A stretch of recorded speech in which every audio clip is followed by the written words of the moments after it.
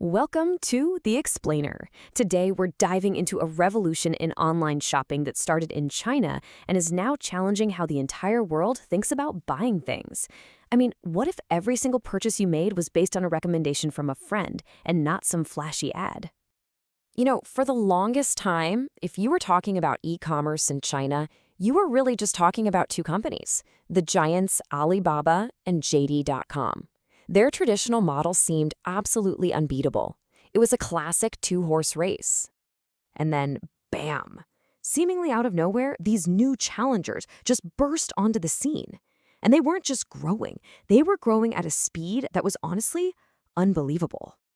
I mean, just look at Pinduoduo, for example. This company was founded in 2015. Get this, just 3 years later, it launched a multi-billion-dollar IPO on the NASDAQ. 3 years. That kind of meteoric rise just left everyone completely stunned. And here's the kicker. Pinduoduo wasn't just some lucky one-off. Nope. This was the beginning of a much, much bigger trend. Because the very next year, another company called Yunji had its own massive NASDAQ IPO. That's when everyone realized this wasn't an accident. This was a whole new model, and it had a name: social e-commerce. Two giants in 2 years? This was a retail revolution. So you gotta ask, right, what in the world is their secret? And maybe the biggest question of all, could this model actually be the future of shopping for all of us everywhere?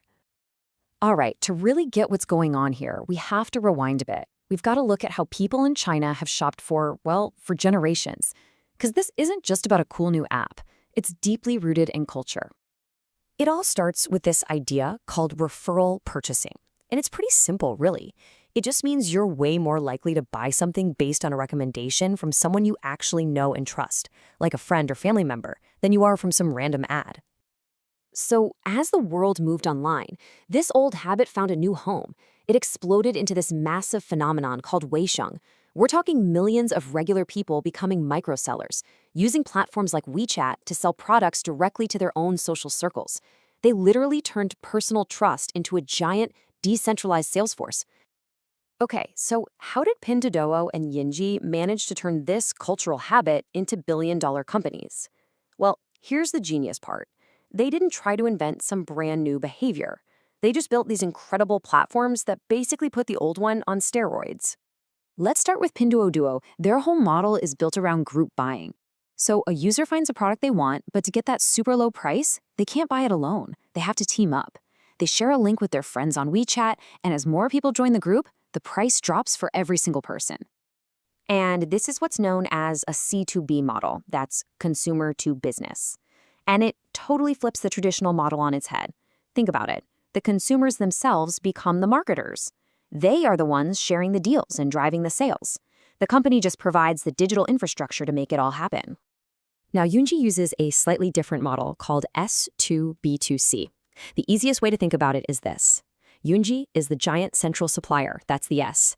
They empower thousands of those individual Weishang sellers, the B for business, with a huge catalog of products to sell to their personal networks, the C for consumers. It essentially turned a side hustle into a scalable business. So what's really fascinating here is that this new social model didn't just show up to compete with the old one.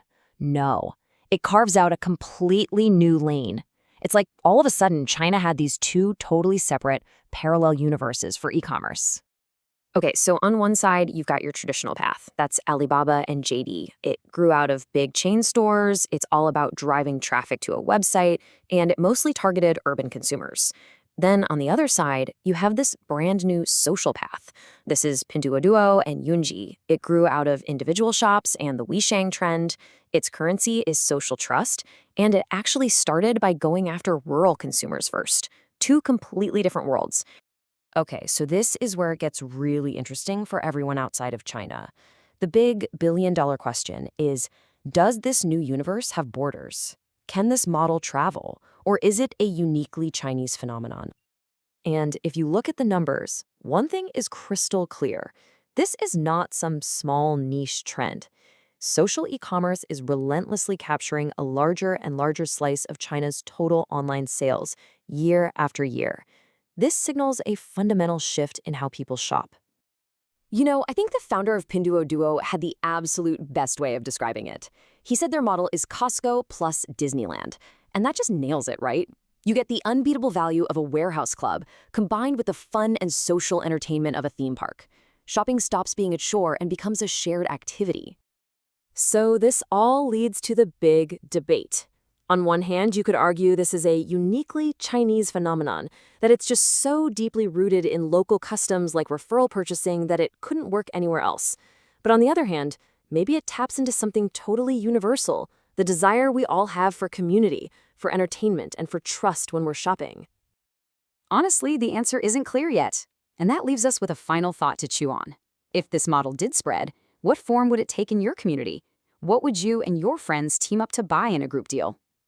That's it for this explainer.